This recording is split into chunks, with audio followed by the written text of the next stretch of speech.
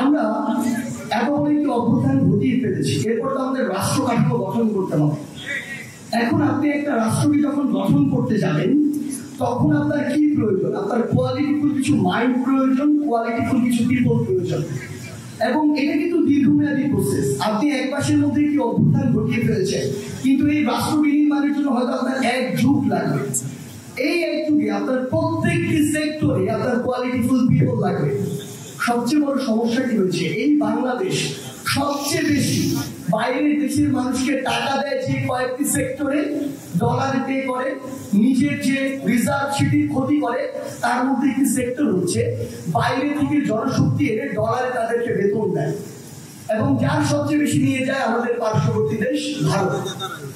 সেই জায়গা থেকে আমাদের এখন সবচেয়ে গুরুত্বপূর্ণ কাজটি হচ্ছে প্রথম অভ্যুত্থান ঘটানোর যে কাজটি সেটি আমরা করে ফেলেছি।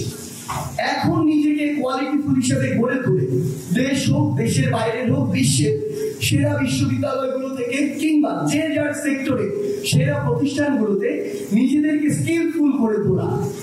আমরা অনেক কথা মনে করি এই যে আফগানিস্তানে যারা তালেবান বিভিন্ন মন্ত্রী রয়েছে, খালি বড় বড় জুব্বা আর টুপি পরে তারা মনে হয় মানে বড় বড় গান নিয়ে রাইফেল নিয়ে শাসন করছে। আপনি তাদের ব্যাকগ্রাউন্ড ঘেটে দেখবেন, পৃথিবীর সেরা সেরা ইনস্টিটিউশন গুলো থেকে তার গ্রাজুয়েট একজন পিএইচডি করা, পোস্ট ডক্টরেট করা।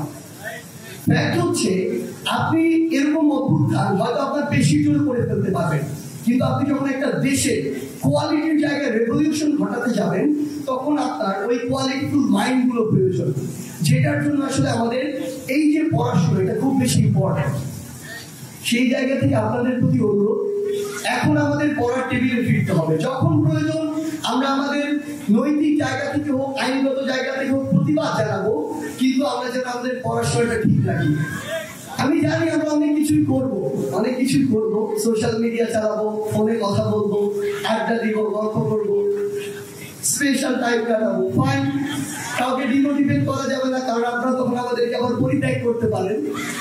বাট রিয়েলিটি হচ্ছে এই মুহূর্তে আপনার প্রধান কাজ স্টুডেন্ট অবস্থায় পড়াশোনা করা। সত্যি এটা যে সার্টিস আজকে কিংবা এখানে যারা রয়েছে এই মঞ্চে, এটার রিজন হচ্ছে তারা ওই রকম একটা প্ল্যাটফর্ম পেয়েছিল যে প্ল্যাটফর্মে যাওয়ার জন্য স্কুল লেভেল হোক, কলেজ লেভেল হোক কিংবা বিশ্ববিদ্যালয় লেভেল হোক, তাদেরকে পড়াশোনায় তাদের বেস্ট এফোর্টটি দিতে হয়েছে। এখানে যারা রয়েছে আসলে আপনি ঘাটেই একটু দেখবেন, তারা তাদের স্কুলের ফার্স্ট বয়, তারা তাদের কলেজের বেস্ট রেজাল্ট করেছে, তারা বিশ্ববিদ্যালয়ে ভর্তি পরীক্ষা বেস্ট রেজাল্ট করেছে। সো আপনাদের উপরে ওই প্ল্যাটফর্মটিতে যেতে হবে যেন আপনারা গুরুত্বপূর্ণ এই নেতৃত্বের জায়গাগুলোতে যেতে পারেন। সো এই বিষয়টিতে আপনাদের প্রতি আমাদের একটি বিশেষ অনুরোধ থাকবে। আরেকটি জিনিস, বর্তমান তরুণ সমাজে দুইটি বিষয়ের প্রচুর ঘাটতি। এক হচ্ছে নৈতিকতা, ইথিক্যাল যে জায়গাগুলো, আর এই যে মূল্যবোধের জায়গাগুলো। আমরা আমাদের সিনিয়র জুনিয়র যে চেইন অফ কমান্ড বা রেসপেক্টের জায়গা বা স্নেহ করার জায়গা, এই জায়গায় একটা বিশাল ঘাটতি তৈরি হয়েছে। আমরা কোনো কিছুতে দ্বিমত প্রকাশ করতেই পারি, কিন্তু একজন সিনিয়রের সাথে যখন দ্বিমত প্রকাশ করবো আমাদের কথায় ওই মার্জিত ভাবটি থাকতে হবে, আমাদের আচরণে ওই রেসপেক্টই থাকতে হবে। Same goes for junior. আমার একজন জুনিয়র বলে যা ইচ্ছা তাই করবো, সবার সামনে গালি দিব, সবার সামনে বকা দিব, এটা আসলে হতে পারে না। সেই জায়গা থেকে আমাদের এই যে সম্পর্কের ব্যালেন্সটি হোক, সেটা ফ্রেন্ড সার্কেল হোক, সেটা পরিবারে, আমাদের মনে হয় এই সম্পর্কটি আরো সুন্দর করা উচিত।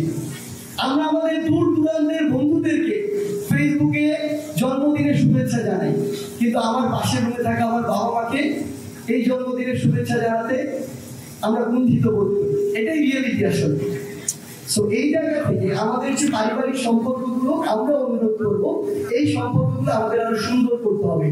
এবং এটার জন্য আমার যে জায়গা থেকে মনে হয়, আপনার যদি রিলিজিয়াস গ্রাউন্ড স্ট্রং হয়, এটি আপনাকে আরো বেশি স্ট্রং করে তুলবে এই বিষয়গুলো মেনটেন করে চলার জন্য।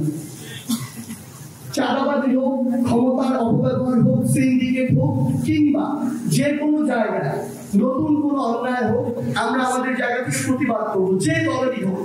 ইভেন যদি বৈষম্য বিরোধী ছাত্র আন্দোলনের কেউ করে, অবশ্যই আপনি আগে জাস্টিফাই করবেন নিউজটি সত্য কিনা। যদি সত্যি হয় আপনি তাকে প্রশ্ন করবেন, তার বিরুদ্ধে আপনার ভয়েস রেইজ করবেন। কিন্তু যে স্পিরিট আমার হাজার হাজার ভাই বোন জীবন দিয়েছে, এখন হাজার হাজার হসপিটালে কাতরাচ্ছে, সেই স্পিরিটটি যেন নষ্ট না হয়, তাহলে ইতিহাসে আমাদেরকে কাল্পিক হিসেবে দেখানো হবে। আর একটি জিনিস মনে রাখবো, আমরা কোনো অথরিটি নই। আমরা যদি কোনো পরিবর্তন করতে চাই, আমরা যেন আইনগতভাবে এগিয়ে যাই।